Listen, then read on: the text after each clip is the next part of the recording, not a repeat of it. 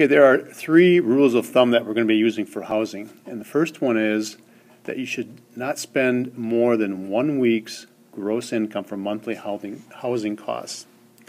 Now, when I talk about housing costs, that can be rent, or it can be your mortgage payment if you're buying a house. So, it's just kind of a nice starting point. It gives you a ballpark figure to get started with. We've got some problems to work through, and again, you need to come up with their gross wages per week, and gross is before taxes. So in this case, it's simply a matter of multiplying 1025 times 40 hours per week, and that comes up to $410. So Lynette has about $400, $400 to maybe $415, $425 a month that she should spend on housing. In this problem, it's basically the same as the last one. So you got 38 hours times $8.65 an hour, and that should equal $328.70, or right around $329, $330 a month for rent.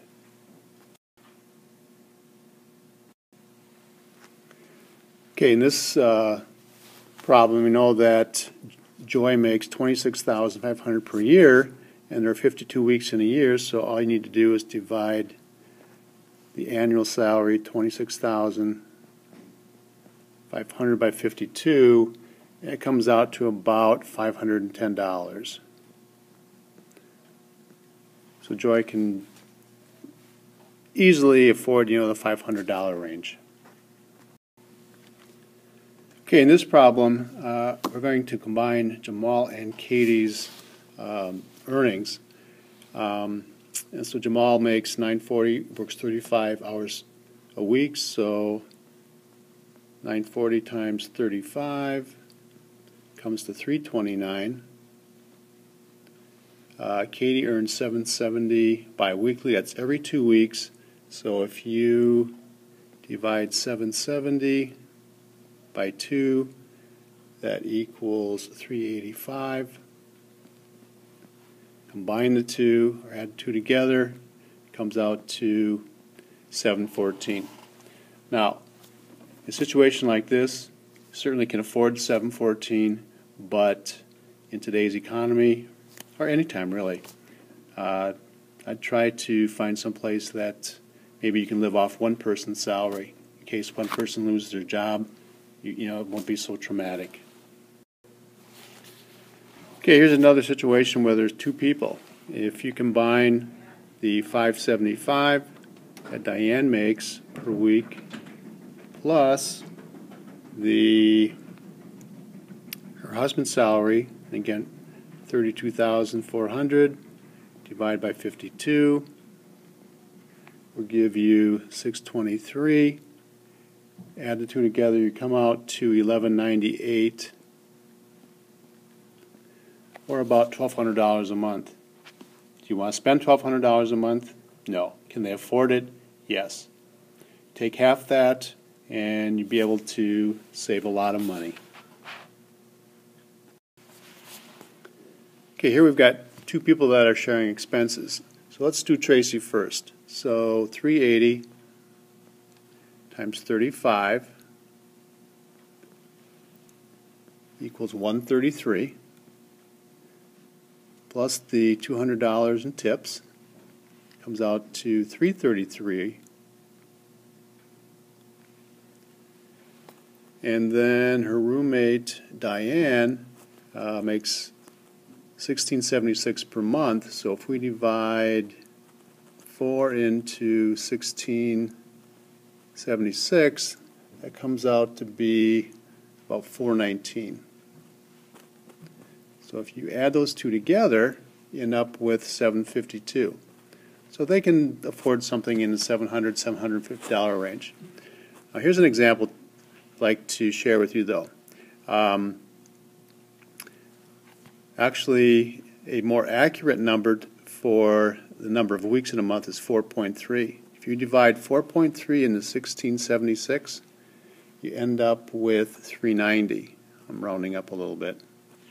If you add 390 plus 333, that comes out to 723. So that's a little bit more conservative of a number, but that's okay. So you can go with either one, but it's going to be right around in the $700 range. Another rule of thumb that's really useful is this one. If you take your annual gross income, how much you make in a year, and multiply it times 2.5, that will tell you how expensive of a house you should be able to afford. A lot of people didn't know this 4 or 5 years ago, and they were buying too much house. They just could not afford it. The other thing that I want to throw in here at this time is this. If you take 1% of your home's value, home's value, so if you have a $100,000 house, 1% is $1,000.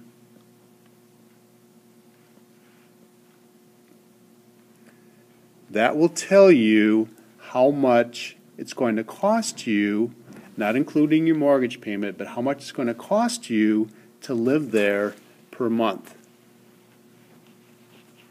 And some things that are going to be included might be things like electricity, insurance, food, kind of important, phone, repairs, and we can't forget taxes. But all those things all those costs involved with living there. Okay, we want to find out how expensive of a house Walter can afford.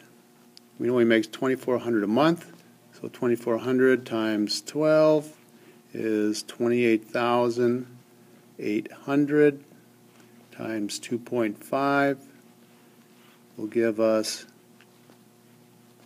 $72,000. So Walter should be looking for a house somewhere in the $70,000 to $75,000 range. Based on his income, that's how expensive of a house he can afford. Okay, in this one, again, we need to combine incomes. So we have $28,500 for Denzel, and his wife makes $1,900 a month. So 1,900 times 12 gives us 22,800. Add those two together. We come up with 51,300. Multiply that times 2.5, and we come up with 128,250. So we're looking somewhere in the ballpark of $125,000. Again, you can always go under, but I wouldn't go too much higher than that. Okay, this one's pretty straightforward. 31,600 times 2.5 gives us $79,000.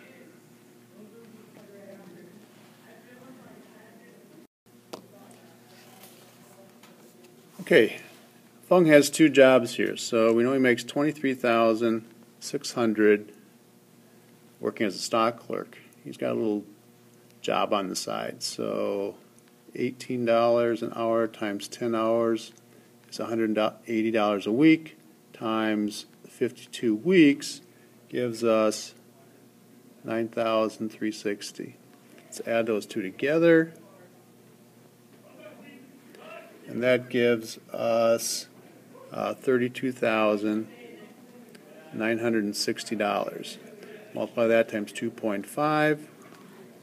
Oops. And should end up with $82,400. $400. So we should be looking somewhere in the $80,000 range. This problem's a little more challenging. What I'm going to do is, if you're interested, you can go. I'll give you the answer. It's $8 an hour, and you can go through and calculate it. Challenge yourself. You'll probably be renting before you buy, so you just need to know how much the rent's going to be every month. In this case, we're going to look at Hillview Manor, 2-bedroom, unfurnished. So we're going to look at $390 here. So $390 plus utilities average $80 a month. So it's going to cost about $470 a month for rent and utilities. What's always kind of fun to do too is if you multiply, you know that this is about how much you need to make per week. If you multiply this times 52, that will tell you your annual salary also. So you need to be making right around $24,500. Okay, in this case, we need Premier Apartments, 1-bedroom furnished. So 1-bedroom furnished is $320. $320 plus utilities average $55. That comes out to $375. If you want to multiply that times 52, you'll need to be making not quite $20,000, so $19,500 a year to afford this. Okay, in this case, we have Covington, 2-bedroom furnished, utilities $85. So Covington furnished is 2-bedroom furnished is $715. So $715 plus $85 is $800 a month. Multiply that times 52, and it'll tell you about how much you have to make, and it comes out to be $41,600 a year. Okay, here we're looking at Hillview Manor, 1-bedroom furnished. So here's your 1-bedroom furnished, $285 plus $120 for being furnished, plus $45 utilities, and that will come up to $450 a month for the rent. And you can calculate your annual salary if you'd like. Okay, before the landlord or manager is going to turn over the key to your apartment that you'd like to rent, there's going to be some move-in cost. They want some money, and it can be for a lot of different things. A lot of times it can be the first and last month's rent. In addition to a security deposit, it's going to vary from place to place. But we're looking at Premier Apartments, a 2-bedroom unfurnished, which is $330. So they want first and last month's rent, so $330 plus $330. They want a security deposit of $200, and then they want a cleaning deposit of $75, and that's going to come up to $935. So you need to come up with this much money before they're going to give you the key to unlock the door so you can move in. So just be aware of that. Okay, this is a little bit different, but still they want more money than just the first month's rent. So we're looking at Hillview Manor, unfurnished, first month's rent. So Hillview Manor, 1-bedroom is $285. So $285 plus a $250 security deposit plus an $18 key deposit plus 10% of 1 month's rent. So 1 month's rent, which is $285 times 10%, is $2,850.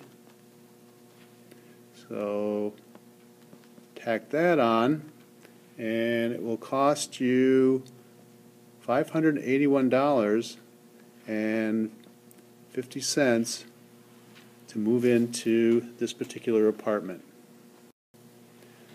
Okay, Covington Apartments, 1-bedroom unfurnished. So we're starting off with 410